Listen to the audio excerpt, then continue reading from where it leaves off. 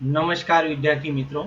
NMMS અંતર્ગત આપણે સામાજિક વિજ્ઞાન વર્ષ 2021-22માં પૂછાયેલા પ્રશ્નોની વિડીયો સિરીઝ જોઈશું. તો સામાજિક વિજ્ઞાન ધોરણ 6 થી 8 જેમાં આપણે 35 ગુણના પ્રશ્નો પૂછાય છે તે વિભાગ આપણે અત્યારે જોઈ રહ્યા છે. પ્રશ્નો ખૂબ આઈએમપી અને મહત્વના છે. તમે ધ્યાનપૂર્વક સાંભળો અને તૈયારી કરતા રહો. તો ચાલો શરૂ કરીએ. તે પહેલાં જો તમે મારી ચેનલને સબસ્ક્રાઈબ ન કરી હોય તો સબસ્ક્રાઈબ કરી લેજો, જેથી કરીને આવા જ નવા વિડીયો તમને સમયસર મળતા રહે. તો ચાલો શરૂ કરીએ. પ્રશ્ન 146. રાણીની વાવ કયા વંશના શાસનકાળમાં બનાવવામાં આવેલ હતી? એ ચાવડા વંશ, બી સોલંકી વંશ, સી વાઘેલા વંશ, ડી મૈત્રક વંશ. વિદ્યાર્થી મિત્રો, જવાબ આવશે રાણીની વાવ સોલંકી વંશના શાસનકાળમાં બનાવવામાં આવેલ હતી અને તે સિદ્ધરાજ જયસિંહ અને માતા મિનળ દેવીના સમયમાં બનાવવામાં આવેલ હતી. વિદ્યાર્થી મિત્રો, હું આખા વાક્યમાં જવાબ આપીશ. તમે પણ આખા વાક્યમાં જવાબ આપવાની ટેવ પાડજો, કારણ કે આખા વાક્યમાં બોલાયેલો જવાબ પ્રશ્નની સાથે સંબંધ ધરાવે છે અને તેથી જ તે જલ્દી યાદ રહી જાય છે. તો તમે પણ આવી ટેવ પાડજો. પ્રશ્ન નંબર 147. સલ્તનત કાળના વંશને શાસનકાળ મુજબ ક્રમમાં ગોઠવો. એ ગુલામ વંશ, તુગલક વંશ, સૈયદ વંશ, ખલજી વંશ અને લોધી વંશ. વિકલ્પ બી એ અને સી બંને. વિકલ્પ સી ગુલામ વંશ, ખલજી વંશ, તુગલક વંશ, સૈયદ વંશ, લોધી વંશ. ડી એક પણ નહીં. જવાબ આવશે સલ્તનત કાળના વંશને જો ક્રમમાં ગોઠવીએ શાસનકાળ મુજબ તો પહેલા ગુલામ વંશ આવશે, બીજા નંબર પર ખલજી વંશ આવશે અને ત્રીજા નંબર પર તુગલક વંશ, ત્યારબાદ સૈયદ વંશ અને છેલ્લે લોધી વંશ. પ્રશ્ન 148. આપેલા વિધાનો સાચા છે કે ખોટા તે જણાવો. 1. હુમાયુનું અવસાન વાંચનાલયના પગથિયા પરથી પડી જવાથી થયું હતું. 2. શેરશાહનું અવસાન તોપનું નિરીક્ષણ કરતી વખતે અકસ્માતથી થયું હતું. વિકલ્પ એ 1 સાચું 2 ખોટું. વિકલ્પ બી સાચું. વિકલ્પ સી 1 અને 2 બંને સાચા અને વિકલ્પ ડીમાં 1 અને 2 બંને ખોટા. તો જવાબ આવશે બંને સાચા વિધાનો છે. હુમાયુનું અવસાન વાંચનાલયના પગથિયા પરથી પડી જવાથી થયું હતું અને શેરશાહનું અવસાન તોપનું નિરીક્ષણ કરતી વખતે અકસ્માતથી થયું હતું. પ્રશ્ન 149. ઝાલાવાડ વિસ્તારમાં પશુપાલકો એક વિશેષ પ્રકારનો રાસ રમે છે, તેને શું કહે છે?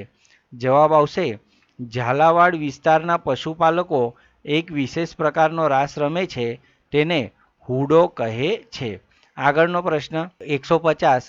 ગઢકટંગાના ગોંડ રાજ્યમાં આશરે કેટલા ગામડાઓનો સમાવેશ થતો હતો?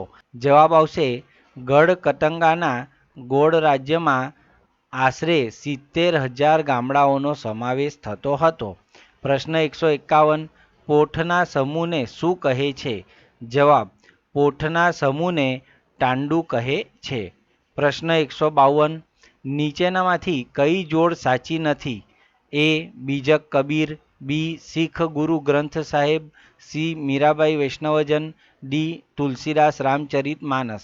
તો આપણો ખોટી જોડ આવશે મીરાબાઈ વૈષ્ણવજન, કારણ કે જે વૈષ્ણવજન નામનું જે ભજન છે તે નરસિંહ મહેતાએ લખ્યું હતું, એટલે આ જોડ સાચી નથી. વિકલ્પ સી સાચી જોડ નથી.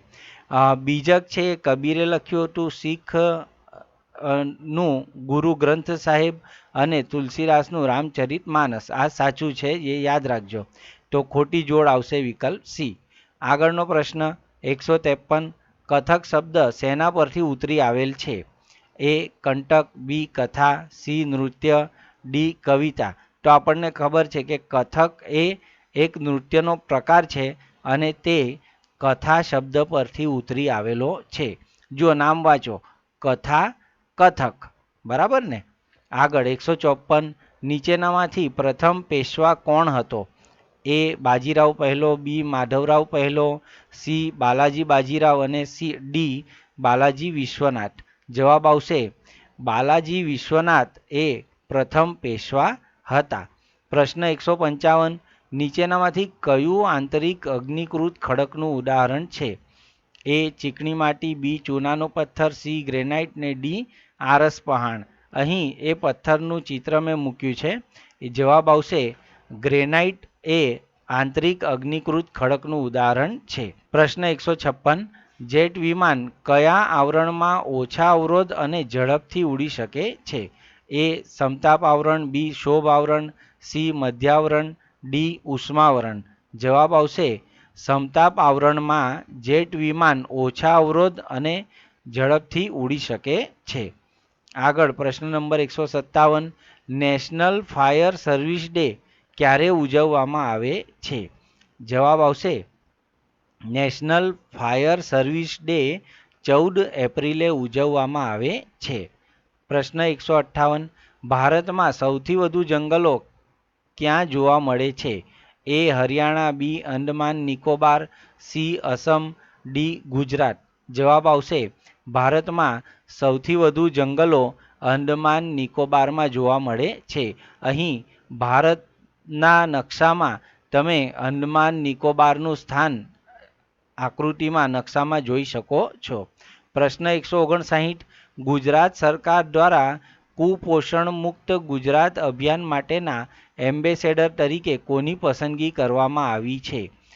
એ લતા મંગેશકર, બી સુષ્મા સ્વરાજ, સી કલ્પના ચાવલા, ડી સરિતા ગાયકવાડ. જવાબ આવશે ગુજરાત સરકાર દ્વારા કુપોષણ મુક્ત ગુજરાત અભિયાન માટેના એમ્બેસેડર તરીકે સરિતા ગાયકવાડની પસંદગી કરવામાં આવેલ છે. પ્રશ્ન 160. કાપડ ઉત્પાદન માટેનો કાચો માલ કયો છે? એ કપાસ, બી શેરડી, સી મગફળી, ડી ડાંગર. તો ચાલો યાદ કરો આપણા કપડાં શેમાંથી બને છે? તો તમને યાદ આવ્યું હશે કે કપાસ એ કાચો માલ છે. કપાસમાંથી કાપડ તૈયાર થાય છે. પ્રશ્ન 161. ભારતમાં ન્યાયતંત્રની શરૂઆત કરનાર અંગ્રેજ અધિકારી કોણ હતા? A Dalhousie, B Wellesley, C Clive, D Warren Hastings. જવાબ આવશે ભારતમાં ન્યાયતંત્રની શરૂઆત કરનાર અંગ્રેજ અધિકારી વોરન હેસ્ટિંગ્સ હતા. પ્રશ્ન 162. ઝારખંડ રાજ્યમાં હજારીબાગ આસપાસ કયા આદિવાસીઓનો સમૂહ રહેતો હતો? જવાબ અહીં તમે ભારતના નકશામાં ઝારખંડ રાજ્યનું સ્થાન જોઈ રહ્યા છો. તો જવાબ આવશે ઝારખંડ રાજ્યમાં હજારીબાગ આસપાસ સંથાલ આદિવાસીઓનો સમૂહ રહેતો હતો. પ્રશ્ન 163. ઈસવીસન 1857ના સ્વતંત્રતા સંગ્રામનું નેતૃત્વની બાબતમાં નીચેનામાંથી શું સાચું છે? તો લખનૌનું નેતૃત્વ બેગમ હઝરત મહાલ, બી બિહારનું કુંવરસિંહ, સી દ્વારકાનું જોધા માણેક, કે ડી ઉપરોક્ત તમામ. તો જવાબ આવશે 1857ના સ્વતંત્રતા સંગ્રામનું નેતૃત્વની બાબતમાં વિકલ્પ એ, બી અને સી ત્રણે ત્રણ સાચા છે. એટલે જવાબ આપણો વિકલ્પ ડી આવશે. 164. કયા શહેરને ભારતનું માન્ચેસ્ટર કહેવામાં આવે છે? એ સુરત, બી અમદાવાદ, સી મુંબઈ, ડી કોલકાતા. જવાબ આવશે અમદાવાદ શહેરને ભારતનું માન્ચેસ્ટર કહેવામાં આવે છે. ભારતમાં ગુજરાતની અંદર અમદાવાદ શહેર આવેલું છે. તેને અહેમદાબાદ તરીકે પણ ઓળખવામાં આવે છે. પ્રશ્ન 165. નીચેનામાંથી એકલ સંસાધન કયું છે? જવાબ નીચેનામાંથી એકલ સંસાધન ક્રાયોલાઇટ છે. ઓક્સિજન, કોલસો અને જળ એ એકલ સંસાધન નથી. પ્રશ્ન 166. એશિયાની સૌથી મોટી સૌર ઉર્જા યોજના કયા રાજ્યમાં આવેલી છે? વિદ્યાર્થી મિત્રો અહીં તમે જુઓ આ બધા સોલર પેનલ લગાવેલી છે. આ એ મધ્યપ્રદેશ, બી ગુજરાત, સી મહારાષ્ટ્ર, ડી અસમ. જવાબ આવશે એશિયાની સૌથી મોટી સૌર ઉર્જા યોજના મધ્યપ્રદેશ રાજ્યમાં આવેલી છે. મધ્યપ્રદેશ રાજ્યનું તમે ભારતના નકશામાં સ્થાન જોઈ શકો છો. તે બરાબર મધ્યમાં આવેલું રાજ્ય છે અને તે ગુજરાતનું પડોશી રાજ્ય પણ છે. પ્રશ્ન 167. દિવેલાના ઉત્પાદનમાં કયો દેશ વિશ્વમાં મોખરે છે? એ બ્રાઝિલ, બી શ્રીલંકા, સી ચીન, ડી ભારત. જવાબ આવશે દિવેલાના ઉત્પાદનમાં ભારત વિશ્વમાં મોખરે છે. પ્રશ્ન 168. સિલિકોન વેલી ક્યાં આવેલી છે? વિકલ્પો છે A Ahmedabad, B Japan, C California, D Bengaluru. જવાબ આવશે સિલિકોન વેલી કેલિફોર્નિયામાં આવેલી છે. અહીં તમે કેલિફોર્નિયાનો નકશો જોઈ રહ્યા છો. આગળ 169. એક, આપના દેશની લોકસભામાં 545 સભ્યો છે. 2, આપના દેશની રાજ્યસભામાં 250 સભ્યો છે. વિકલ્પ એ એક સાચું, વિકલ્પ બી બંને સાચા, વિકલ્પ સી બંને ખોટા, વિકલ્પ ડી પહેલું સાચું બીજું ખોટું. તો આપણો જવાબ આવશે બંને સાચા છે. તો યાદ રાખજો સંખ્યા, લોકસભાની 545 સીટ અને રાજ્યસભાની 250 સીટ. સભ્યો પણ બોલશો તો ચાલશે. પ્રશ્ન 170. ભારતમાં સર્વોચ્ચ અદાલતનો આરંભ ક્યારે થયો હતો? જવાબ આવશે ભારતમાં સર્વોચ્ચ અદાલતનો આરંભ 28 જાન્યુઆરી 1950ના દિવસે થયો હતો. પ્રશ્ન 171. લશ્કરમાં ભારતીયોને ઊંચામાં ઊંચો કયો હોદ્દો આપવામાં આવતો હતો? એ મેજર, બી સુબેદાર, સી કર્નલ, ડી જનરલ. જવાબ આવશે લશ્કરમાં ભારતીયોને ઊંચામાં ઊંચો સુબેદારનો હોદ્દો આપવામાં આવતો હતો. પ્રશ્ન 172. પૂર્વ ભારતનો મહત્વનો વેપારી પાક કયો છે? એ ગળી, બી કપાસ, સી ચા, ડી ઘઉં. જવાબ આવશે પૂર્વ ભારતનો મહત્વનો વેપારી પાક ગળી છે. ભૂરા કલરની ગળી તમે જોઈ હશે. આગળ પ્રશ્ન નંબર 173. ગુજરાતનું પાંદરવાડા વર્તમાનમાં કયા જિલ્લામાં આવેલું છે? ચાલો તો હું તમને પાંદરવાડા ગુજરાતના નકશામાં બતાવી દઉં છું. આ ગુજરાતનો નકશો અને તેમાં આ પાંદરવાડા છે. તો આ પાંદરવાડા એ મહીસાગર જિલ્લામાં આવેલું છે. પ્રશ્ન નંબર 174. આધુનિક ભારતના સર્જક તરીકે કોને ઓળખવામાં આવે છે?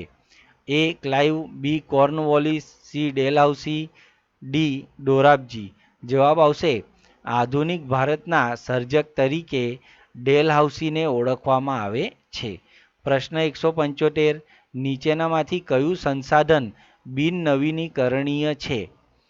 એ ખનિજ કોલસો, બી જંગલો, સી પવન, ડી સૂર્યપ્રકાશ. જવાબ આવશે ખનિજ કોલસો એ સંસાધન બિનનવીનીકરણીય છે. પ્રશ્ન 176 જુઓ. સમુદ્રમાં ભરતી આવે છે કારણ કે એ સતત ફૂંકાતા પવનથી પાણીની સપાટી ઉંચકાય છે, બી સમુદ્રના તળિયે સતત હિલચાલ થતી રહે છે, સી પૃથ્વીની ગતિની સમુદ્રની સપાટી પર અસર પડે છે, ડી સમુદ્રની સપાટી પર સૂર્ય ચંદ્રનું ગુરુત્વાકર્ષણ બળ લાગે છે. તો આપણો જવાબ આવશે કે પૃથ્વીની સપાટી પર સૂર્ય અને ચંદ્રનું ગુરુત્વાકર્ષણ બળ લાગે છે એટલા માટે સમુદ્રમાં ભરતી આવે છે. ચંદ્ર અને સૂર્ય એનું ગુરુત્વાકર્ષણ બળ પાણીને પોતાની તરફ ખેંચે અને તેથી તે ભરતી આવે છે. પ્રશ્ન 177. ભાલ પ્રદેશ કયા પાક માટે જાણીતો છે? અહીં તમે ગુજરાતના નકશામાં આ ભાલ પ્રદેશનું ચિત્ર જોઈ રહ્યા છો. આ જુઓ, જ્યાં અત્યારે પોઈન્ટર તમને બતાવી રહ્યો છું, આ ભાલ પ્રદેશ છે. અને આ ભાલ પ્રદેશ કયા પાક માટે? તો ઘઉંના પાક માટે તે જાણીતો છે. પ્રશ્ન નંબર 178. ખાનગી ક્ષેત્રનો ઉદ્યોગ કયો છે? A Hindustan aeronautics, B Tata iron and steel, C national thermal power corporation, D steel authority of India. જવાબ આવશે ખાનગી ક્ષેત્રનો ઉદ્યોગ ટાટા આયર્ન એન્ડ સ્ટીલ છે. એમ પણ ટાટા એ સરકારી કંપની નથી એટલે તે ખાનગી કંપની છે. પ્રશ્ન 179. કોઈપણ દેશનું શાસન કોઈ સંપ્રદાયની કે ધર્મની માન્યતાને આધારે ન ચાલે તેને કેવો દેશ કહેવાય? એ પ્રજાસત્તાક દેશ, બી લોકશાહી દેશ, સી બિનસાંપ્રદાયિક દેશ, ડી સાંપ્રદાયિક દેશ. જવાબ આવશે કોઈપણ દેશનું શાસન કોઈ સંપ્રદાયની કે ધર્મની માન્યતાને આધારે ન ચાલે તેને બિનસાંપ્રદાયિક દેશ કહેવામાં આવે છે. પ્રશ્ન નંબર 180. નીચેનામાંથી કયું ગૃહ કાયમી છે? એ રાજ્યસભા, બી લોકસભા, સી વિધાનસભા, ડી તમામ. જવાબ આવશે રાજ્યસભા એ કાયમી ગૃહ છે. કારણ કે રાજ્યસભાના સભ્યો તમામ સભ્યો એક સાથે નિવૃત્ત થતા નથી અને તેથી તે કાયમી છે. વિદ્યાર્થી મિત્રો, એનએમએમએસમાં પૂછાયેલા સામાજિક વિજ્ઞાનના પ્રશ્નોની વિડીયો સિરીઝમાં તમે 2021-22નું પેપર જોયું. હવે આપણે આગળ વર્ષ 2022-23માં લેવાયેલું પેપર જોઈશું. તો તમે હજુ સુધી ચેનલને સબસ્ક્રાઈબ ન કરી હોય તો ચેનલને સબસ્ક્રાઈબ કરી લો. Thank you.